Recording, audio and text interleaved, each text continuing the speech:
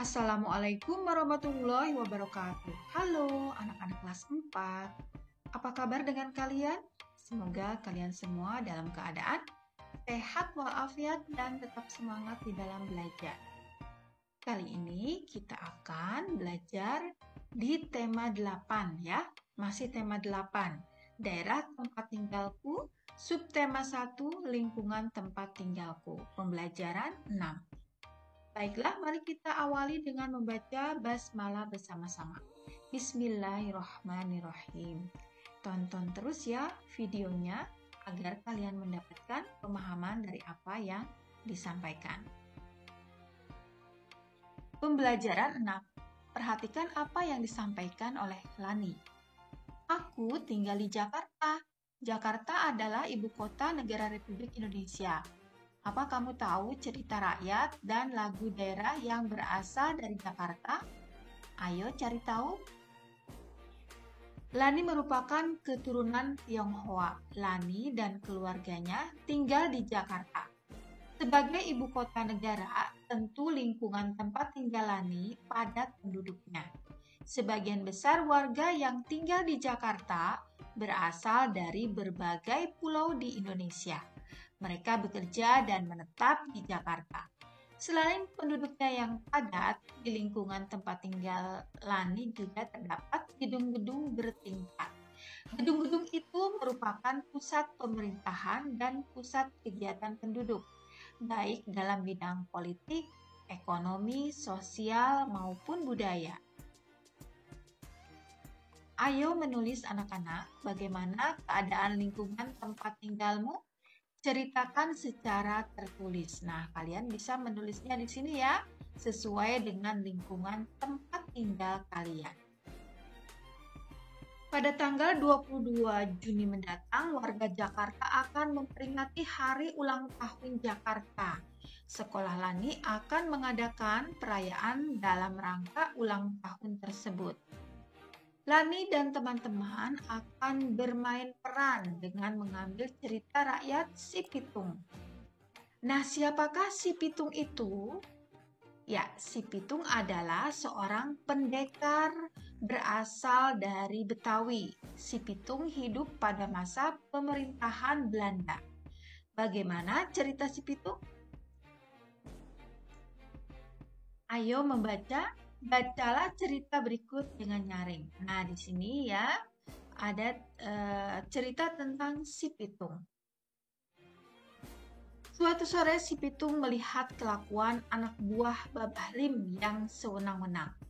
Babah Lim adalah tuan tanah di daerah tempat tinggal Si Pitung. Dia dan anak buahnya sering merampas harta rakyat dan menarik pajak tinggi. Sebagian hasil rampasan itu diberikan kepada pemerintah Belanda. Si Pitung bertekad untuk melawan anak buah Babah Lim, kemudian dia berguru kepada Haji Naipin, seorang ulama yang juga pandai ilmu bela diri. Si Pitung cepat menguasai semua ilmu yang diajarkan oleh Haji Naipin. Pitung, gunakan ilmu yang kuberikan untuk membela orang-orang yang tertindas. Jangan sekali-sekali kamu gunakan ilmumu ini untuk menindas orang lain. Pesan Haji Naipin. Sekarang Si Pitung sudah siap melawan anak buah Babah Lim. Dia menghentikan ulah anak buah Babah Lim yang sedang merampas harta rakyat jelata. Hai anak muda, siapa kau? Beraninya menghentikan kami, tanya salah satu anak buah Babah Lim. Kalian tak perlu tahu siapa aku. Yang jelas, aku akan menghentikan ulah kalian selamanya, jawab Si Pitung. Anak buah Babah Lim menyerang Si Pitung, namun Si Pitung bisa mengalahkan mereka semua. Sejak saat itu, nama Si Pitung terkenal di kalangan penduduk. Si Pitung memutuskan untuk mengabdikan hidupnya pada rakyat jelata. Dia bertekad untuk mengambil kembali hak yang sudah dicuri oleh tuan tanah dan mengembalikannya kepada rakyat. Dia mengajak beberapa temannya untuk bergabung dengannya. Kelakuan si Pitung tidak disukai oleh Tuan Tanah dan juga pemerintah Belanda. Mereka mengeluarkan perintah untuk menangkap si Pitung. Namun si Pitung amat cerdik. Dia selalu berpindah tempat sehingga pemerintah Belanda dan juga Tuan Tanah tidak bisa menangkapnya. Karena kesal, pemerintah Belanda menggunakan cara licik. Mereka menangkap Pak Piun, ayah si Pitung, dan Haji Naipin. Salah satu pejabat pemerintah Belanda yang bernama Schout Heine mengumumkan bahwa jika si Pitung tak menyerah, Pak Piun dan Haji Naipin akan dihukum.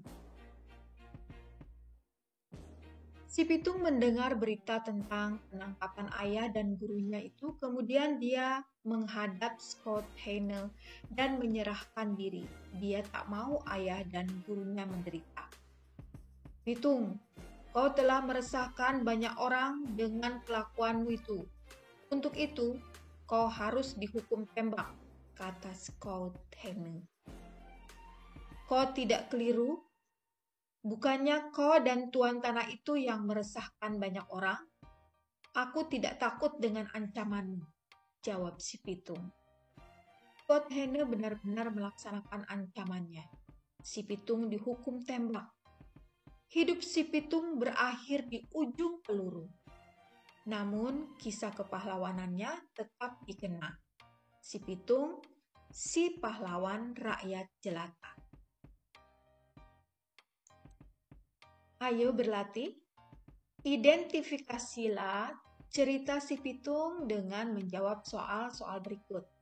Apa jenis cerita fiksi teks berjudul Si Pitung? Berikan alasanmu.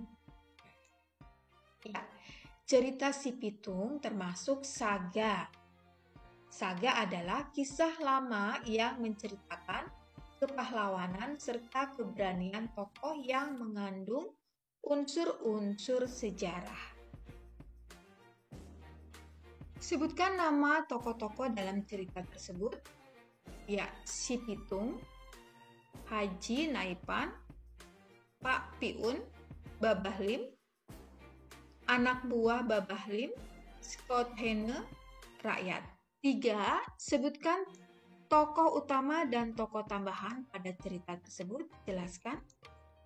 Ya, tokoh utamanya si Pitung ya, karena sering disebut di dalam cerita tersebut.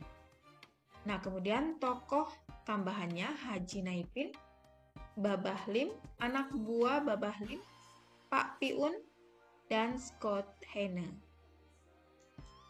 Sebutkan tokoh protagonis dan tokoh antagonis pada cerita tersebut ya, jelaskan. Ya, tokoh protagonis yaitu si Pitung, pembela rakyat jelata, dan Haji Naipin, guru silat si Pitung. Tokoh protagonis itu adalah tokoh yang baik ya. Kemudian tokoh antagonis. Tokoh antagonis itu tokoh yang jahat, yaitu Babah Lim, anak buah Babah Lim, Schout Heine, karena sangat kejam, merampas harta rakyat dan menarik pajak yang sangat tinggi. Selain bermain peran, Lani dan teman-teman juga akan menyanyikan lagu Kicir-Kicir. Lagu tersebut merupakan salah satu lagu daerah berasal dari Jakarta.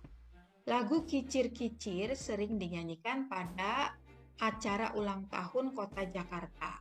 Biasanya lagu tersebut dinyanyikan dengan diiringi alat musik tanjidor. Ayo bernyanyi anak-anak. Nyanyikan lagu Kicir-Kicir bersama teman satu kelas. Perhatikan terlebih dahulu cara gurumu menyanyikan lagu tersebut dengan benar. Nah, ini dia anak-anak lagunya ya. Kalian bisa menyanyikannya. Nah, ini kelanjutannya anak-anak. Ayo berlatih. Tentu kamu sudah memahami tentang tempo dan tinggi rendah nada. Sekarang, identifikasilah lagu Kicir-Kicir tersebut. bagaimana tempo lagu Kicir-Kicir? Ya, Kicir-Kicir memiliki tempo andante. Andante adalah tempo yang sedang atau tidak lambat, tidak cepat. Amatilah notasi angka lagu Kicir-Kicir. Sebutkan suku kata atau kata yang dinyanyikan dengan nada tinggi. Salinlah notasi 2 baris kalimat, lalu buatlah garis melodinya tanpa melihat notasi balok. Ya, lagu Kicir-Kicir ini tidak memiliki nada tinggi ya. Dia hanya memiliki nada sedang dan nada rendah. 3. Amatilah notasi angka lagu Kicir-Kicir. Sebutkan suku kata atau kata yang dinyanyikan dengan nada sedang. Tulislah alasanmu. Nah, kata yang dinyanyikan dengan nada sedang adalah ini lagunya dari Jakarta. Memang sengaja hati nanduka, tiada tara. Kata-kata di atas dinyanyikan dengan nada A dan T atau sedang. Amatilah notasi angka lagu Kicir-Kicir. Sebutkan suku kata atau kata yang dinyanyikan dengan nada rendah. Tulislah alasanmu. Ya, kata yang dinyanyikan dengan nada rendah adalah saya, memang, untuk. Karena angka nadanya mempunyai titik di bawahnya. Nah, anak-anak, sampai di sini dulu pembelajaran kita kali ini ya. Terima kasih kalian sudah menonton dengan sangat baik di video ibu ini. Semoga bermanfaat dan dapat membantu kalian di dalam menyelesaikan tugas-tugas dari sekolah. Ibu mohon maaf apabila banyak kekurangan dari video yang ibu buat ini. Mari kita tutup dengan membaca hamdalah bersama-sama. Alhamdulillahirabbil alamin. Assalamualaikum warahmatullahi wabarakatuh. Sampai jumpa lagi di video berikutnya ya.